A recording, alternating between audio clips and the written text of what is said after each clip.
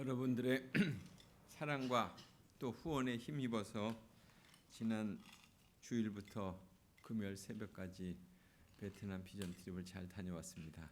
감사를 드립니다. 이번 비전 트립에는 청소년 4명이 함께 갔던 베트남 평화를 향한 그런 기행이었습니다. 그래서 현지 선교사님들의 도움을 받아서 4박 6일의 일정을 했습니다. 그러니까 거기에서 월화 그리고 수목 이렇게 이틀씩을 구분해서 했는데요. 처음에 월화요일은 주로 거기서 다시 비행기를 1시간 더 타고 베트남 중부지방에 있는 당락이라고 하는 지역으로 갔습니다. 그러니까 메대족이라고 하는 소수민족의 마을에 어떻게 보면 좀 오지와 같은 마을에 그곳에 이제 쭉 교회를 5군데를 다녔습니다. 그러니까 완성된 교회, 또 지금 만들어져 가는 교회, 또 그리고 거기서 복음이 어떻게 펼쳐가는지 그런 것들을 다양하게 이렇게 볼 수 있는 그런 과정들이었습니다. 가게 되면 거기에 목사님 그리고 거기에 지도자, 거기 장로님이 안 계시니까 집사님들과 같이 만나서 같이 기도하고 또 저희가 준비해 갔던 선교 헌금도 드리고 또 저희를 위해서 또 식사를 또 준비해요. 현지식으로. 그럼 그 식사에 대한 비용도 드리고 같이 식사하면서 교제하는 시간을 가졌죠.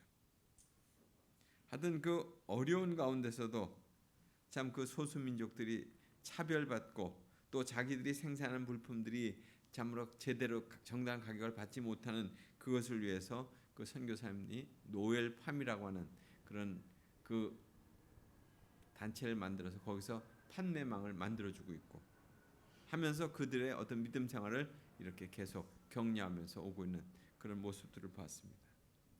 그러니까 주로 보이는 것은 커피 나무들과 후추가 나무라고 그럴지 약간 뭐 줄기라고 그럴지 모르지만 후추가 쭉 있더라고요. 거기 아주 주 생산지예요. 그래서 가는 곳마다 커피를 이렇게 선물로 받았습니다. 아마 여러분이 이따가 여기서도 마시게 될 거예요. 원하시는 분들은. 하여튼 그런 시간 그리고는 아침 저녁으로는 그 선교사님들 또 강의를 3번에 걸쳐서 들었습니다. 그래서 우리가 함께했던 황함이 그 송재용 선교사를 통해서 자신의 어떤 사역에 케노시스라고 하는 교회 사역을 쭉 듣고 그리고 2번에 걸쳐서는 그 노엘팜과 노엘홈에 대한 사역과 또 그리고 그쪽에서 사역하시는 그 중국에서 이제 나오셔서 또 사역하시는 그 사역자들의 또 사역 소식도 듣게 됐습니다. 그리고 나서는 수목에는 그 지역을 좀 그 호치민시로 다시 나와가지고 돌게 됐는데 거기에 가면 전쟁 기념관이 있습니다. 그들은 북쪽에서 내려와서 이겼기 때문에 전쟁 기념관을 아주 잘 해놨더라고요.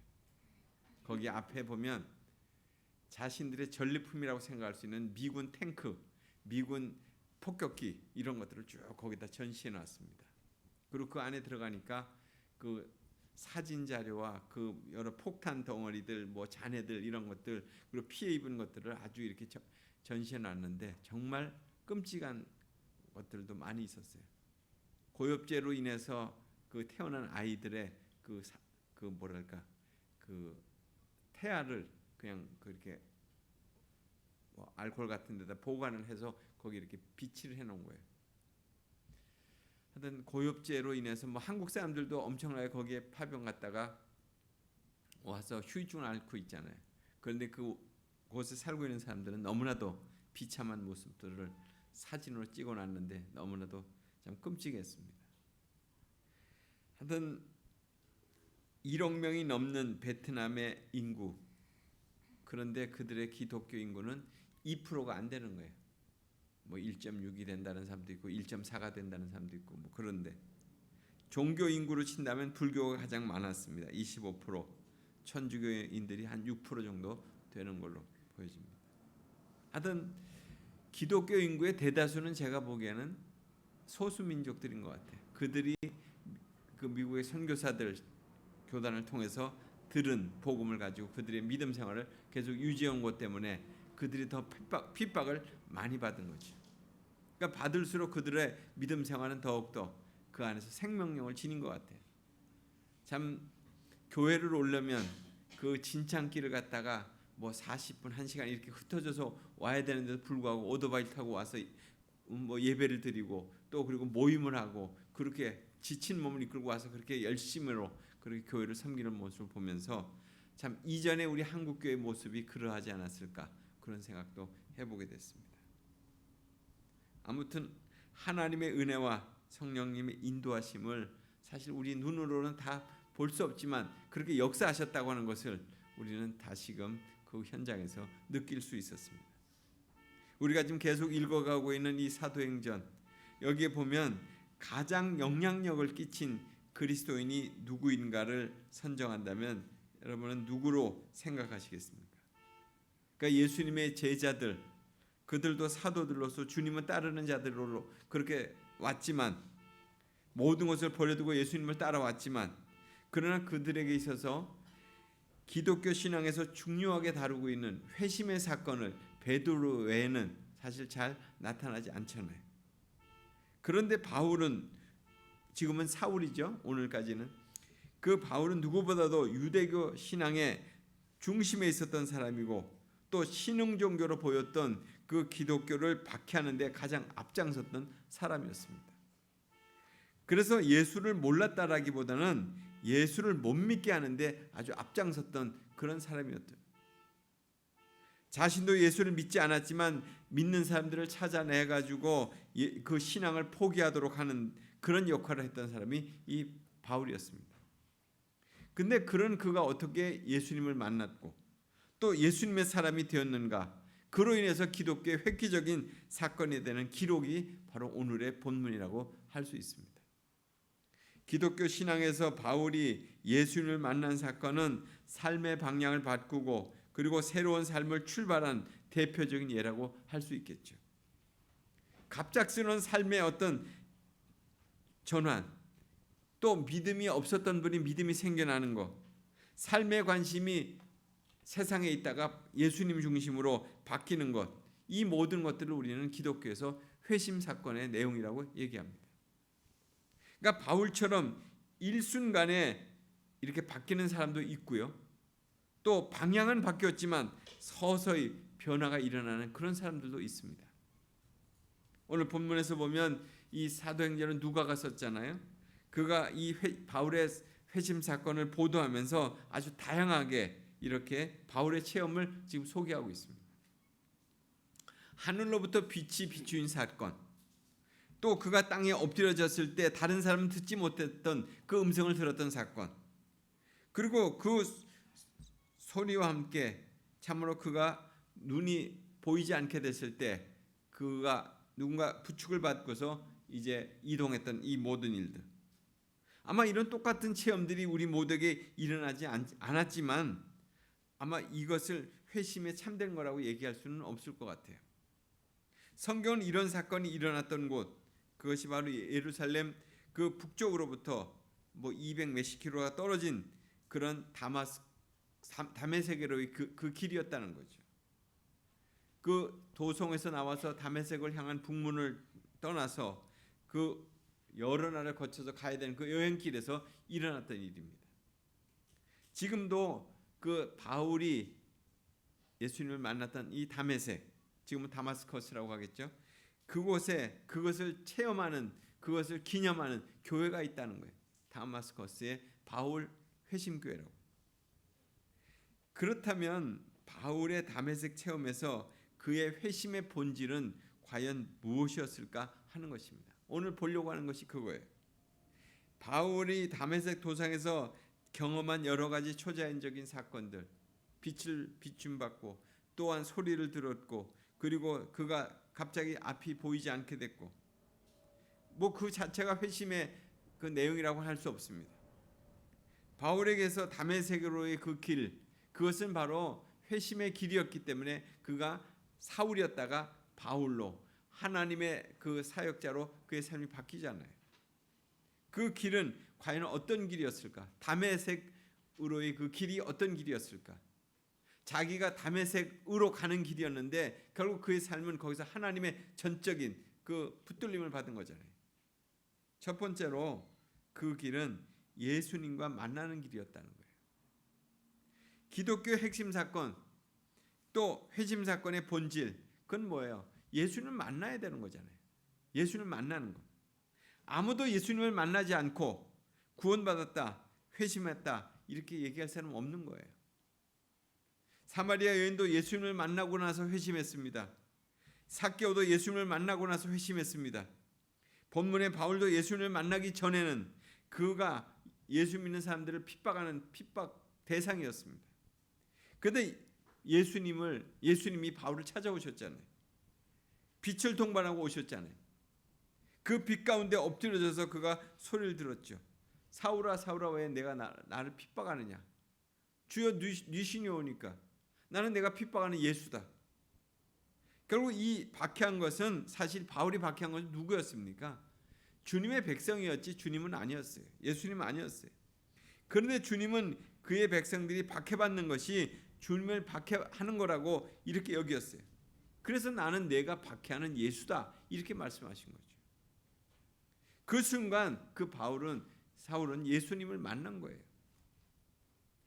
어떻게 우리가 예수님을 만날 수 있습니까? 둘 중에 하나예요. 예수님 우리에게 찾아오시든지 우리가 예수님께 가든지 그거예요.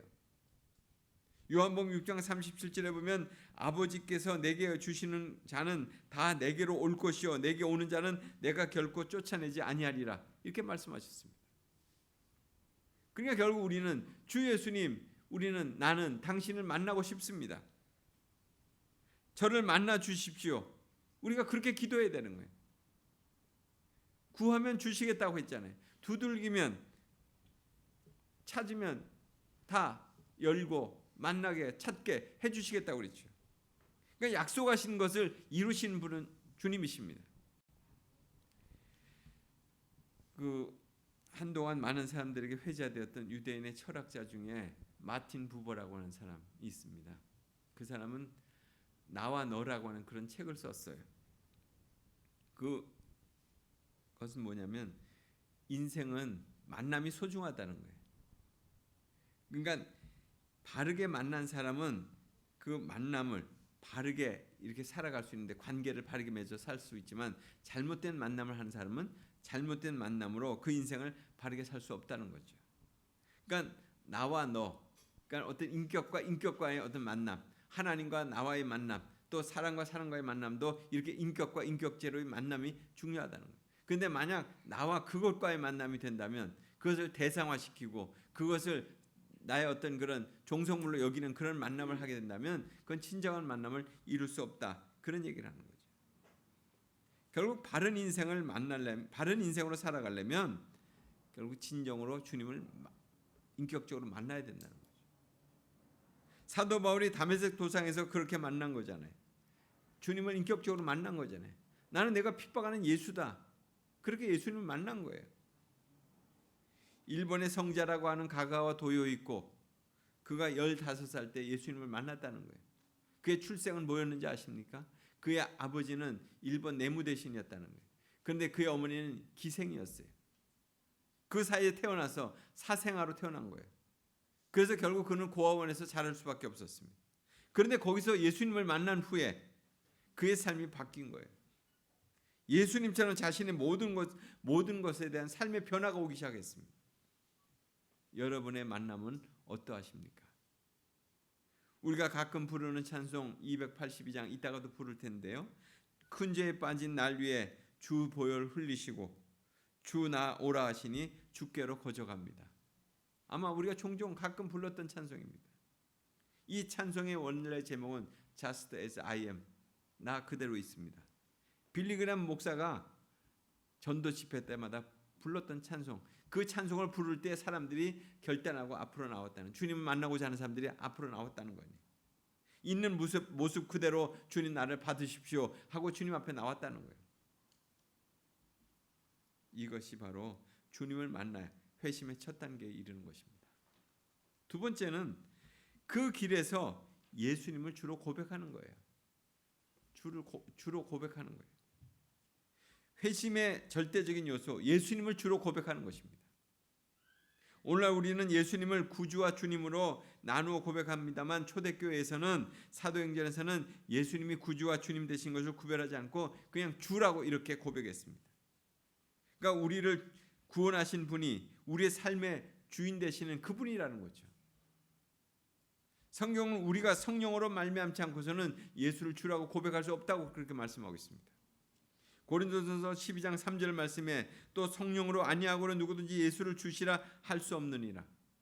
그러니까 본문에 바울이 거룩한 빛에 둘러싸여서 땅에 엎드려졌을 때 5절 말씀처럼 주여 누시니까 하는 그 순간 성령은 그의 마음을 만지시고 계신 거죠. 지금 그가 만나고 있는 분, 자신의 인생의 주인 되실 것이라는 것을 직감한 거예요. 주여 누시니오니까. 그 바울의 전도에서 예수님을 주로 보는 것은 가장 중요한 의미를 지닌 그런 사건이 되는 거예요. 그래서 로마서 10장 13절에 보면 누구든지 주의 이름을 부르는 자는 구원을 받으리라. 그렇게 말씀하셨죠. 결국 이 고백이 초대교회에 있어서 굉장히 중요한 고백입니다.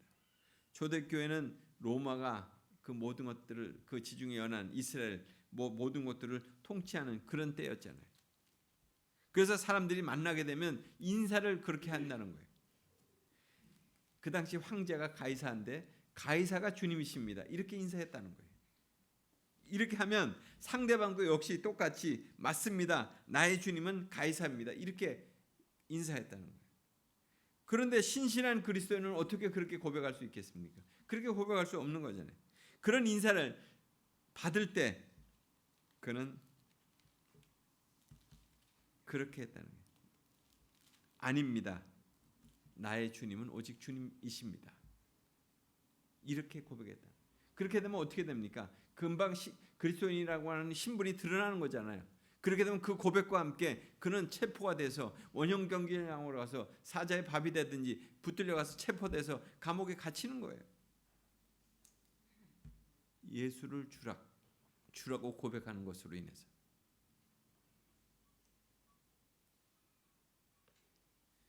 질문은 이것입니다. 오늘 여러분과 저는 어떻게 고백하시겠느냐는 거예요. 정말 예수님이 참으로 여러분들의 주가 되셨나요? 이것이 바로 회심의 두 번째 요소라는 거죠. 세 번째는 다메섹의 그 길은 변화된 삶으로 걷는 길이었다는 거예요. 물론 그가 출발은 다메섹으로 가서 거기서 믿는 사람들 다 붙잡아다가 내가 체포시켜서 해서 그들을 핍박하겠다 이런 생각을 하고 다메섹으로 가는 길이었습니다. 그런데 달라진 건 없었어요. 다메섹으로 가는 길에. 그러나 이제 바울에게 있어서 다메섹의 그 길은 다른 길이 된 거예요. 예수님을 주님으로 고백하게 된 그 바울이 보인 그 반응이 다른 것. 자신의 회심 사건. 그것을 사도행전 22장에도 그렇게 고백했어요. 그때 그렇게 고백했습니다. 나와 함께 있는 사람들이 빛을 보면서도 나에게 말씀하시는 이의 소리는 듣지 못하더라. 이르되 주님 무엇을 하리이까? 그렇다면 예수를 주로 받아들인 사람들에게 있어서의 그 다음 질문은 결국 무엇을 하리이까입니다. 주님 제가 이제 무엇을 해야 됩니까? 무엇을 해야 좋겠습니까? 내가 이제 변화된 자로서 어떤 삶을 살아야 됩니까? 하는 것이 그 다음 질문이었다는 거예요. 그래서 다메섹의 길이 다메섹으로의 길이 된 거예요. 주님께 붙들림 받은 그 길이 된 거예요. 만약 이 질문이 자신에게 없는 사람은 진정한 회심자라고 할 수 없어요. 내가 주님을 위해서 무엇을 해야 됩니까? 이 질문이 내게 없다면.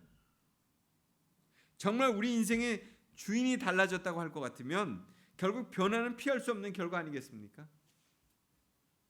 예수님을 만나 주로 고백하게 되었는데 그 달라진 변화, 바울에게 있어서 그 성경학자들이 세 가지로 요약을 했어요. 첫째는 그는 그리스도인을 붙잡으러 왔다가 그리스도에게 붙잡힌 사람이 됐다는 거예요. 그리스도인을 붙잡으러 왔다가 그가 그리스도에게 붙잡힌 사람이 됐다. 두 번째는 그는 예수가 메시아라는 메시아를 제거하러 왔다가 그걸 못하게 하려고 왔다가 그는 그리스도를 주라고 하는 메신저가 됐다는 거예요. 그리스도를 전하는 사람이 됐다는 거예요. 세 번째, 그는 그리스도인들을 박해한 자였는데 이제 그리스도인들과 함께 박해받는 자가 됐다는 거죠. 박해하는 자였는데 박해받는 자가 됐다는 거예요. 이것이 얼마나 확실하고 분명한 변화이겠습니까? 이 한 사람 바울을 통해서 이제 복음이 퍼져나가잖아요. 그 다메섹에서부터 로마로 그렇게 퍼져가잖아요. 과연 바울 사도는 고린도후서 5장 17절의 말씀처럼 그런즉 누구든지 그리스도 안에 있으면 새로운 피조물이라. 이전 것은 지나갔으니 보라 새 것이 되었다. 그 말씀대로 그냥 이루어진 삶을 사는 거예요. 이것이 회심의 마지막 요소입니다. 예수님을 참으로 만나고 예수님을 참으로 주로 고백하는 자가 되었다면 이처럼 변화의 흔적, 변화의 열매가 있다는 거예요. 삶의 주인이 바뀌었는데 어떻게 그 인생이 바뀌지 않겠냐는 거죠. 나의 속사람이 바뀌었는데 어떻게 나의 삶의 행태와 방식이 바뀌지 않겠냐는 거예요. 우리가 만일 예수님을 만나고 예수님을 주로 고백하고도 삶의 변화가 없다고 할 것 같으면 우리는 회심의 진정성을 한번 의심해 봐야 돼. 난 진짜 회심했나? 난 진짜 변화되고 있는 거야? 진정한 회심은 우리의 인생관과 세계관이 바뀌어지는 거예요. 달라지는 거예요. 가치관이 달라지는 거예요. 삶의 스타일이 달라지는 거예요. 한 번에 아니라도 서서히 바뀌어가는 거예요. 주인이 바뀌었는데, 내 인생의 주인이 바뀌었는데 내가 옛날 방식, 옛날 모습, 옛날 스타일로 그냥 유지되겠습니까? 회심이 한순간에 이루어지는 성자로 만드는 것은 아닐지라도 우리의 전 인생의 방향을 바꾸는 그런 변화의 시작이라는 것에는 틀림이 없는 거죠.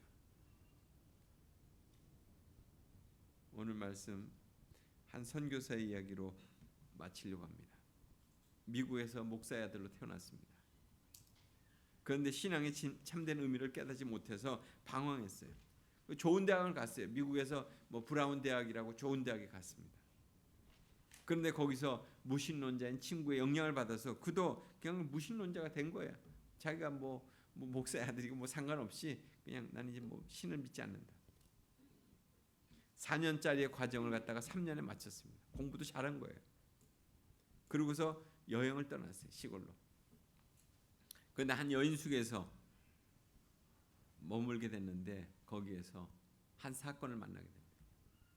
그 옆방에 잠을 자려고 하는데 그 신음소리가 계속 울려나는 거예요. 무슨 소리인지 잠을 그것 때문에 이루지 못했습니다. 그 이튿날 경찰이 온 거예요. 그 옆방에 있던 사람이 죽었다는 거죠.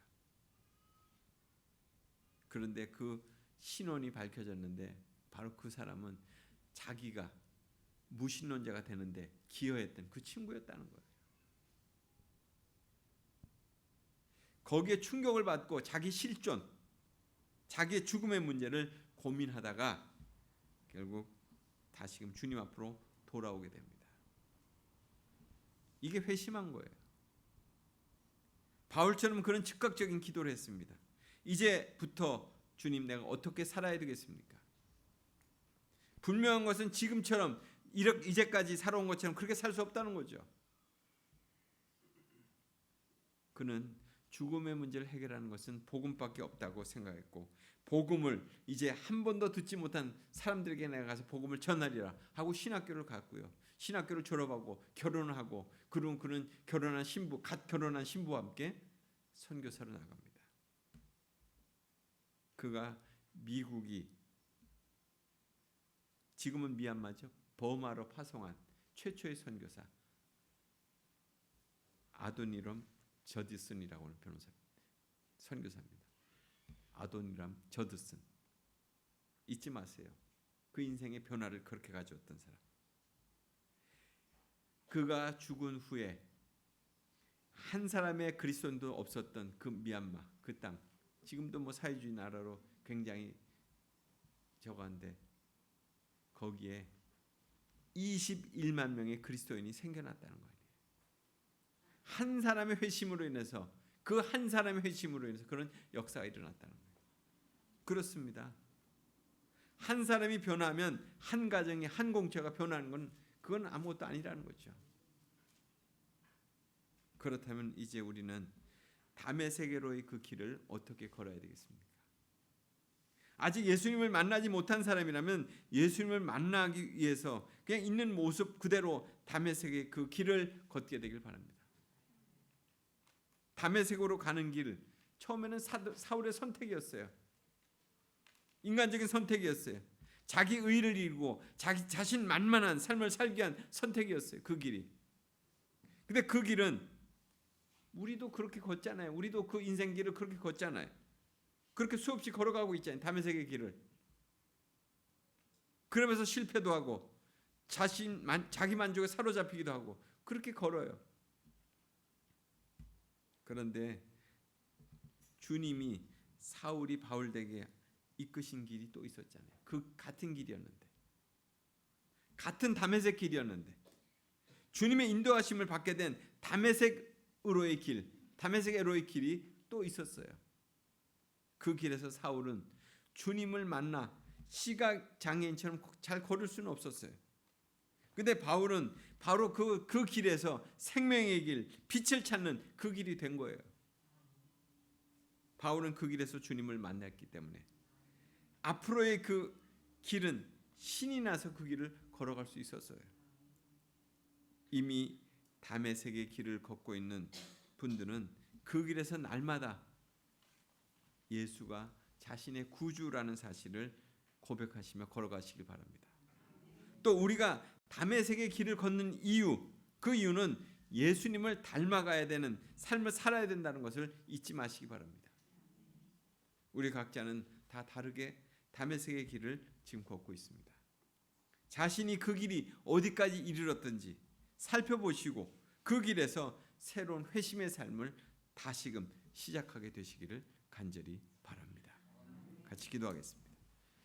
하나님 아버지, 하나님의 말씀으로 오늘도 우리의 삶을 다시금 일깨우실 때 참으로 복음을 위해서 자신의 삶을 새롭게 걸어간 그 바울 사도, 그 다메섹의 그 길을 하나님 우리도 걷게 되기 원합니다.